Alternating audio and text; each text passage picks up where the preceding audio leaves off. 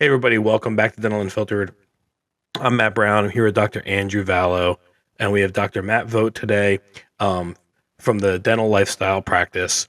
And today we're going to talk about that subject. Like there's kind of two trains of thought out there. One train of thought is Andrew Vallo, who I've watched the last 4 years work tirelessly to the point of like exhaustion and maximum growth. And his life was rough the last 4 years from being on the front row watching. And then Dr. Matt's with us, and he won the U.S. Open, is a golf amateur, has had a chance to pursue high performance golf alongside high performance single practice, which I will tell you from being a national level athlete in Brazilian Jiu Jitsu, it kind of becomes one or the other. My life was on the mats 24/7 training, and I didn't have time for productive out of that life. So it's really impressive that you did that. So first, let's talk about it. Tell us, kind of what your feeling is, or like, tell us your definition of your starting point view of what is a lifestyle practice and what it enables you to do in life. Yeah. First off, thanks for having me on, guys. And that's a great question. That's a meaty first question about what a lifestyle practice is. And I think a lifestyle practice, as it pertains to dentistry and to us as dentists, is a practice that fuels your life and allows you to do the things you want to do outside of being a great dentist, and doesn't control your life, or isn't the other way around, like sometimes can happen with our businesses and our dental practices. So I say that's kind of the simplest way to put it in my mind.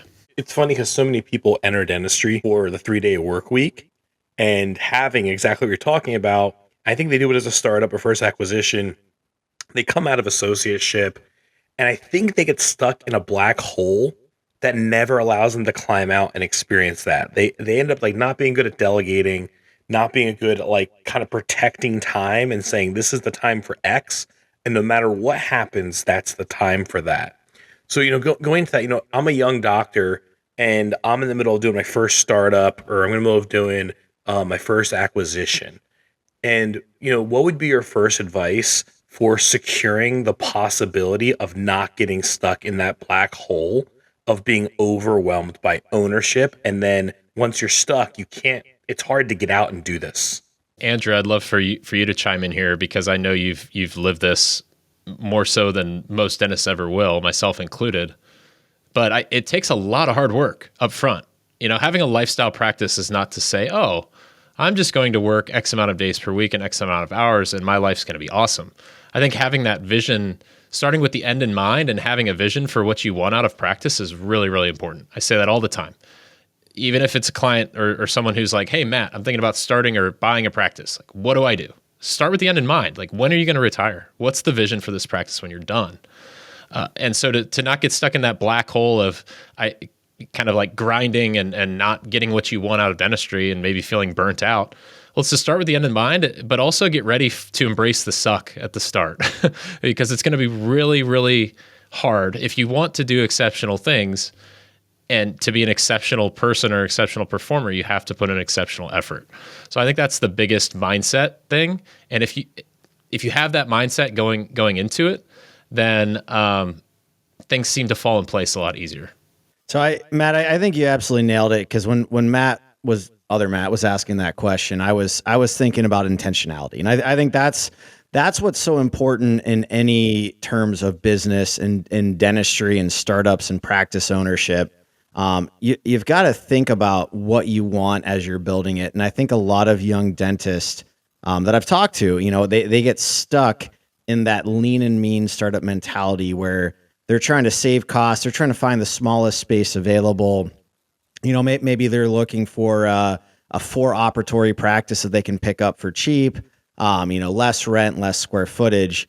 But the problem is, as you start to grow that practice, it becomes very challenging, because you really are at that point. I mean, you're the only operator there. You don't have room to add more hygienists. You don't have room to add additional doctors.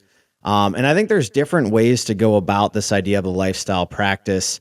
One idea is I think for some docs, you can be the only provider and you can work 3 days a week, but you need to maximize those days that you're there.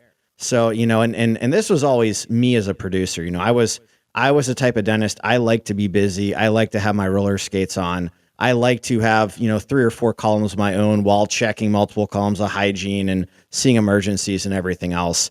But you can't do that out of a 3 or 4 op practice. So, whether your goal is eventually to bring on associates or partners, or even if your goal is to be a sole provider, but you just want to be a very efficient, productive dentist, I think you need to have the number of operatories available. And I think that's one of the biggest failing points I've seen as dentists start to plan out their startups is not, you don't have to equip them all right away, but you've at least got to have the space there. Because otherwise you hit a wall and your only option is to move to a new building. And that's very challenging and expensive and time consuming at that point. So that was my first thought. And I'd love to get your take on that as well, but. That's exactly right. And it's just this constant balancing act too. I was just talking with someone literally before we hopped onto the podcast, and he's trying to figure out what size of a building, of a commercial space he needs for his startup practice. And it's just a constant weighing of pros and cons. If he's going to only find the space for 5 operatories at the start, well, you've got to be prepared for what that looks like or what your vision is long term. If that space is going to be adequate, or if we're going to need to explore potentially growing out of that space in the future. And again, I think that's where it comes back to being very, very intentional, like you mentioned, and having a very clear vision as to what you want. This isn't the game of ownership, and the game of startups is not one for people who are wishy-washy. No, at all. That's my next question, actually. Yeah. If Andrew, in your scenario where, you're envisioning stepping out of clinical practice, building, freeing up your time, associates, partners, yeah, you're going to need more space. But there's plenty of people out there. I'm not really one of them, but there's plenty of people who want to practice clinically until they're 65 years old, and they just love dentistry and they love every second of it, and they just want to be a solo practitioner. And that is awesome. That is incredible. So maybe that person doesn't need the 8 operatories, right? Or however many operatories. But if you go into this without having a very true vision or having guidance on what your vision should look like, then it's just a big roll of the dice. And that's where people get into, whether it's a startup, an acquisition, they get into these experiences and ownership that are nothing like what they expected because they didn't think things through at the start. Well, and I think that having more operatories just gives you options. It gives you flexibility. And I don't think I've ever heard a dentist say, I wish I had built less operatories. That's just not something that I commonly hear. Whereas on the flip side, I very often hear, man, I wish I would have I wish I would have planned that out to add one more operatory, or I wish I would have went with a bigger space to get more operatory. So it does give you more options, and then you can kind of pivot your career path as you decide.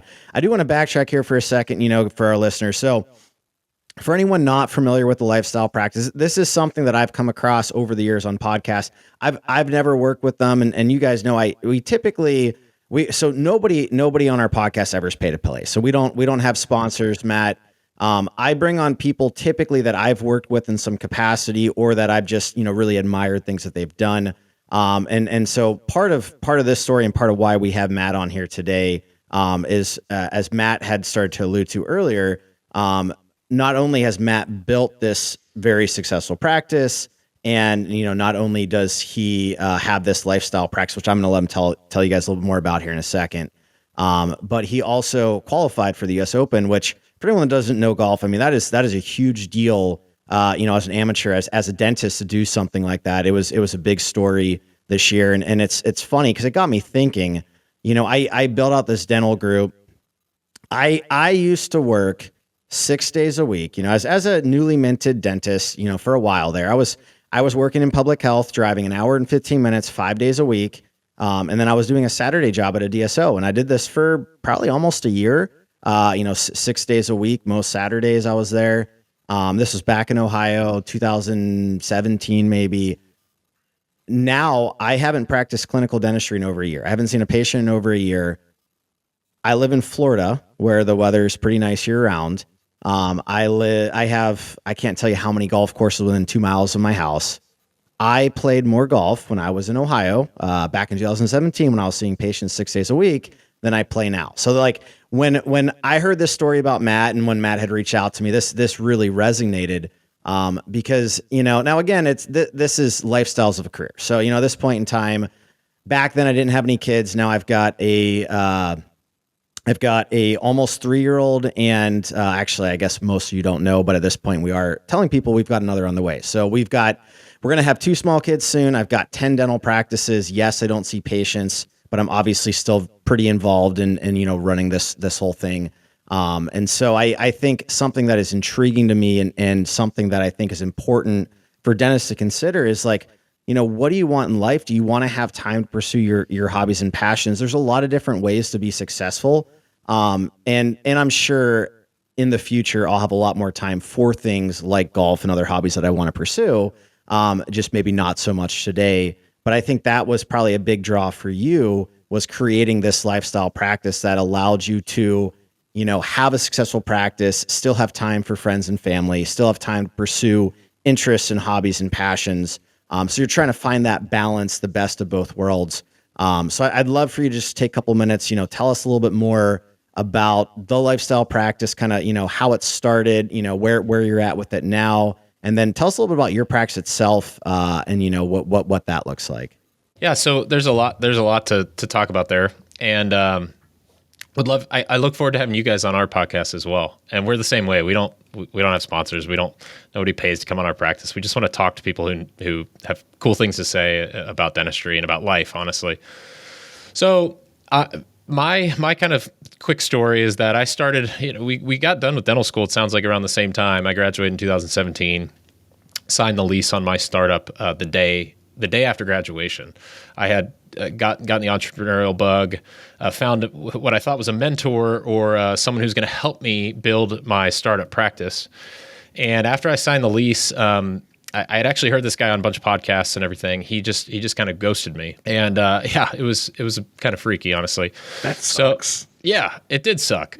Matt, Your safety net. you. Just stop answering the call. Matt, thank you for commiserating, because it really frickin' So you sucked. made a $1 million plus purchase, and this guy was like, "I'll be your training wheels," and then he just took them off and never came back. Correct. I'm not exaggerating the story. Yeah, I wish you were comfortable saying who it was. There was no, I can't. Probably some legal stuff involved, but yeah, I got you. Yeah. There's not, honestly. It was just a handshake. Like, oh, I found a great mentor. This person maybe wants to do business together. Maybe there's some angle that can benefit him. I was naive for sure, and this guy just kind of fell off the face of the earth. So here I am, like a month or two into a lease, working a DSO job with nothing really. I don't even have a floor plan.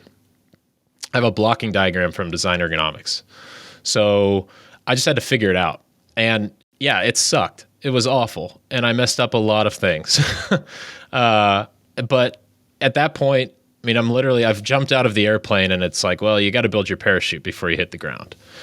And so I did. It was hard and just working tirelessly, working 3 days in my practice and 3 days in a DSO to kind of make things happen at the beginning. And fortunately, I picked a great location and had a lot of good things in place and had learned a ton to where I wasn't totally clueless. I knew enough to be dangerous. And so over time, just worked my ass off to build the practice. So around a year or two in, I met Justin Short, who actually founded the Lifestyle Practice. We're a coaching and consulting group for dentists. And working with Justin and having someone on my team, like I had originally planned, was one of the best things I ever did. So that's where we went from, year one, year two, solid 6-figure practice to just, the kind of the sky's the limit. And it was around that time, after working with Justin, that I started to get back into the game of golf outside of dentistry. And Andrew, I'm sure as you kind of feel and as you know, as your business grows and as you start to experience what you might call success, it like affords you a lot of choices. It's like, okay, where do I go from here? Do I purchase more practices? Do I grow this practice? Do I explore things outside of clinical dentistry? And so the trajectory of my practice kind of went in combination with my pursuits of amateur golf outside of of dentistry. I had played college golf very briefly, but it was always a passion of mine. And so outside of practicing, outside of growing the practice, I pursued amateur golf, and this is pre kids as well. And it just continued to grow from there. So now having multiple doctors in our practice, 10 team members, I still very much practice a few days a week and work very hard and with my roller skates, like you mentioned, Andrew. But then outside of that, golf and pursuing things that are important to me is something that I like, that I am very passionate about. And so I've just continued to play and compete and go to tournaments when I can. And so it's just continued to grow. And then this year, kind of the floodgates opened, as a lot of people saw in June. Played in a qualifier for the U.S. Open after making it through the initial qualifier and made it through. And all the tears, all the stories, all the everything on every media outlet out there. Went home to the U.S. Open is being played in our hometown, Pittsburgh, Pennsylvania, at, of course, Oakmont Country Club. I'm from Pittsburgh too. Right.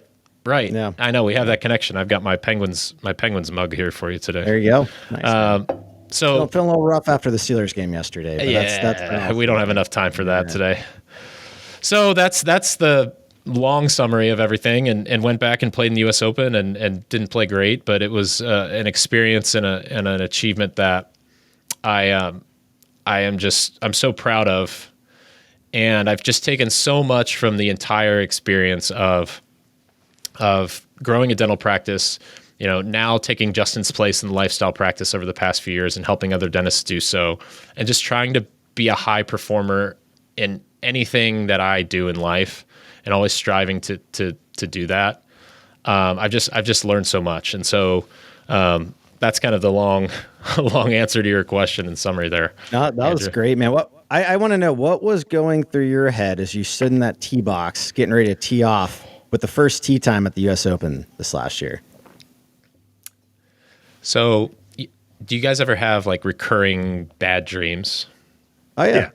Yeah. I had a bad parachute accident in 2010. Okay. I have really recurring bad dreams. Yeah. Yeah, I've been there. So for pressure dreams. Pressure dreams, or like for golfers or dentists, like golfers, we have these dreams where you're playing an event and you like can't tee up the ball or you can't swing. Or as dentists, I hate to say it, but like you have a dream that you woke up on a Monday morning and your entire team quit and they all hate you and all your patients hate you and that kind of thing. So the real life experience of playing in the U.S. Open as an amateur golfer and a dentist is exactly like the bad golf dreams go.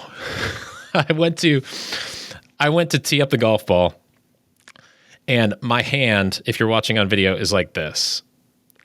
And I'm not kidding. It's like this. And so I'm like, oh my gosh, okay, first thing I have to do here is tee up the golf ball. And then it was kind of taking me like a long time to tee up the golf ball. So now I'm like self-conscious about how long it's taking me. And at some point in that whole process, it's total blackout. It's just like, I just want to puke, just like get this over with. Yeah, I can imagine. I mean, but it was the most, I did not play well. I think I could have potentially like made the cut if I played really, really well, like incredibly well. But given the circumstances, I played. Do you feel like the pressure did impact your play? Just like being on that big stage there, the nerves and everything? 100%. I have some good friends. One of my best friends played in U.S. Open. He was a professional golfer at the time, playing the U.S. Open at Chambers Bay 10 years ago. And he was just a mini tour guy. He qualified for the U.S. Open. It was awesome. I mean, even as a pro, it's such an amazing achievement to play in a U.S. Open. And he did that, and he was like, there's nobody watching me. Like, I just showed up in Washington State and played in the U.S. Open. So the pressure and just everything surrounding it was more pressure and more expectation than I could have ever imagined. But I'll tell you what, I going through that experience for golf, for life, for dentistry, you talk about pushing yourself out of your comfort zone. Like nothing will ever, within reason, nothing will ever intimidate me ever again. man, what could possibly be more pressure packed? You're going through a surgery, you've got to manage a bleed. Like, yeah, I've been through some intense moments in my life. Like, I've got this, is the mindset. So it was transformative, to be honest with you. But man, in the moment, it was it was brutal, absolutely brutal. Conversation with my brother-in-law over the Thanksgiving weekend, and we were talking about, I was telling him, I feel like in society these days, we make stress out to be such a bad thing. And I personally don't feel that way. I feel like it is good to put our body through difficult situations, stressful situations. I'm big on the cold plunge, and, there's mixed data on that, but I do feel like that's been a big part of our success with our dental group, is that, like, what's the scariest thing I can do? Like, all right, let's go ahead and do that. And that's allowed us to grow, exponentially faster than we would have, in most circumstances. So I feel like it's a similar mindset to what you're talking about there. Now, I was curious, after your appearance in the US Open, did your practice start to see more new patients? Did you get like recognition from the news and all of a sudden you start to see more patients flooding in, or are you guys just already maxed out where it didn't really make a difference? Not that much, though. Not that much. I didn't really want it to, honestly. I want people to. We're very busy, but I didn't really want the two things to combine. I would want people to come see me as a dentist or see our practice and our team because they believe in us, because they think we're great clinicians, not necessarily because they saw me on the golf course. Now, there's been some of that, and I love talking about it. It's not a secret by any means. Right. But no, it hasn't been like a focal point of things. Nor do I really want to try to. Did I really want to try to capitalize on the marketing opportunity? It's just not something that I wanted to do. I think it felt kind of weird. I wanted it to be something that was very cool that I did in truly in my personal life and my personal time, and not really like combine it with dentistry. I don't know if that's the right answer or not, but No, I mean, it makes sense, man. I understand. Like, it's you got like a little bit of that local celebrity status, and you wanted to try to keep some separation between that and the practice. So as far as your practice, so you've had your practice since 2017, when you just kind of, created your parachute, ripped off the Band-Aid, had your mentor fall through, or partner, or whatever it was going to be, and figured it out and worked with Justin. What does your practice look like these days? How many ops is it? How many days are you there clinically? And what are you doing on the days when you're not seeing patients clinically these days? So I'm very glad that I had started with the end in mind. We have 8 operatories, 3 full-time hygienists, and multi 7-figure practice, to where I'm practicing usually 2 days clinically, most weeks. I have an associate. She's been on our team for the better part of, I think, 3 years. She tends to do 3 days a week, and we overlap on one of those days. We're both practicing at the same time. So there's definitely, you're always thinking about what the next move is for growth. And it's probably adding more doctor days, at some point, but I'm always wanting to make sure that something like growth is not just for the sake of growth, because we've got a good thing where I'm happy with the time I'm spending in the practice. I'm happy with, quite frankly, the income and the lifestyle that it's afforded me. And, it's just constantly weighing that, growth for the sake of growth, or is there a reason for us to do this? I mean, I have those thoughts sometimes. So I totally understand it. As we look at adding that next practice or adding another doctor or whatever it is. So you guys have 4 days that your office is open, and you guys overlap a day. You're doing 2, she's doing 3.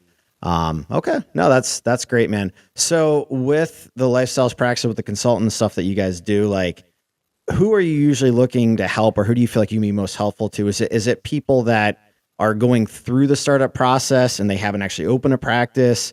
Is it people that already have their practice and they're trying to transition what it is to afford more of that balance in life?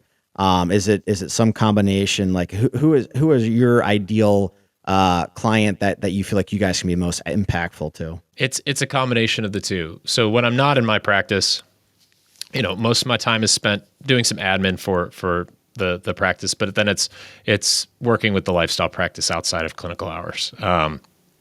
So I'd say it's a mixture of the two things you described. It's people who have either already owned or started a practice, and they're at that point, which I think we can all think of in our careers, where they're like, I'm done with this. I need help. I've done what I can do, and I need help, and I can admit that. Or it's people or dentists who are considering starting or purchasing a practice.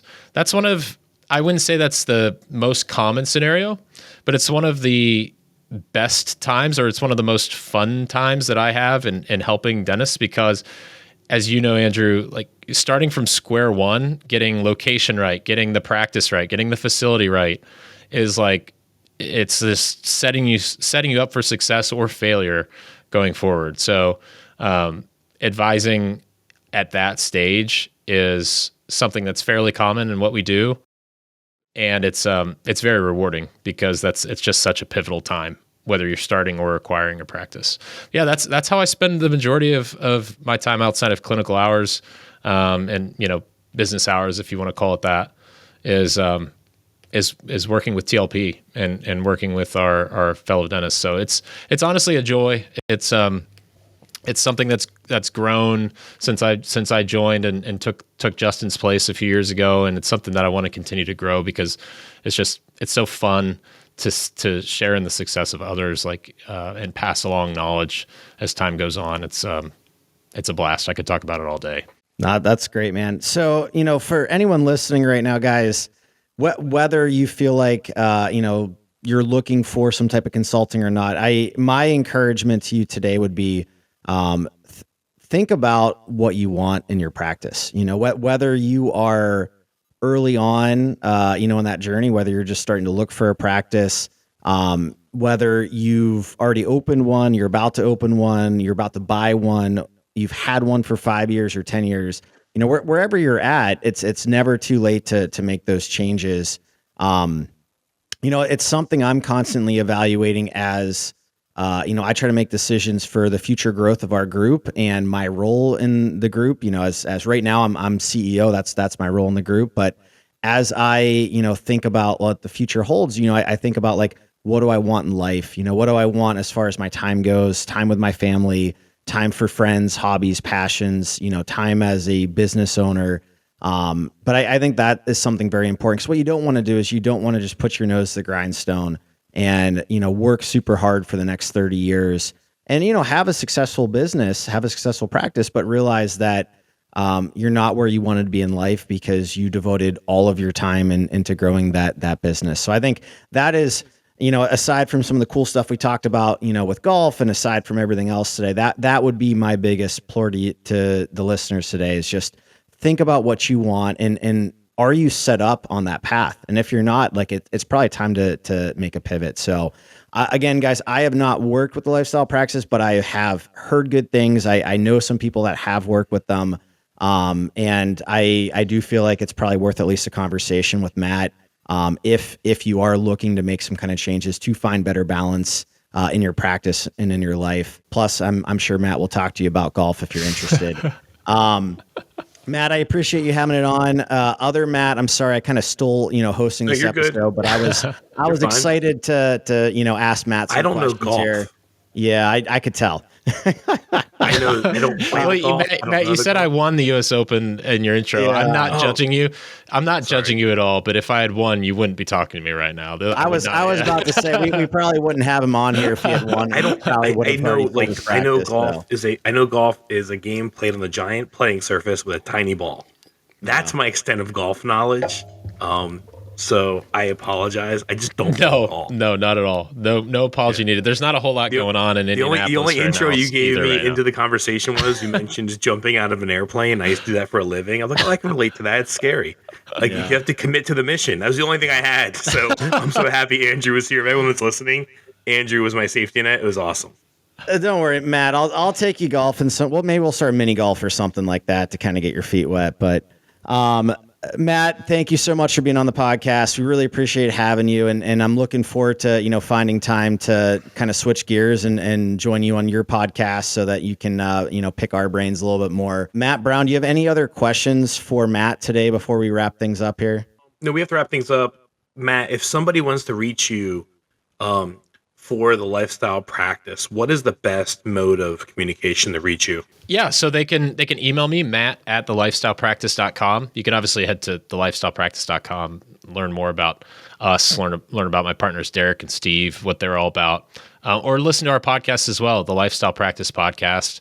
I can't wait to have you guys on. Andrew, I mean, we didn't even talk about you today, but scratching kind of, I would love to even just dive into just your journey, and I think you can provide a ton of value for our listeners who are looking to pursue multi-practice ownership. Lifestyle practice, like, it's not just about working 3 days a week and goofing off. Like, that's certainly not what we're about. It's about, like we said at the beginning, finding your vision, starting with the end in mind for what you really want out of your life and career, and then setting you on a path to hit that point. So I can't wait to hear more about what you've done, because I've tracked you over the years on Facebook groups, and I'm just like, dude, I got to talk to this guy. His motor and what he's doing is incredible. So I can't wait to have you on, and on our podcast as well. We can dive in. It'll be fun, man. I'm looking forward to it. Well, everyone, thanks for listening today. As always, if you've been enjoying the podcast, Matt and I would really appreciate if you take a moment, leave a review, share it with someone else. Again, we have no sponsors.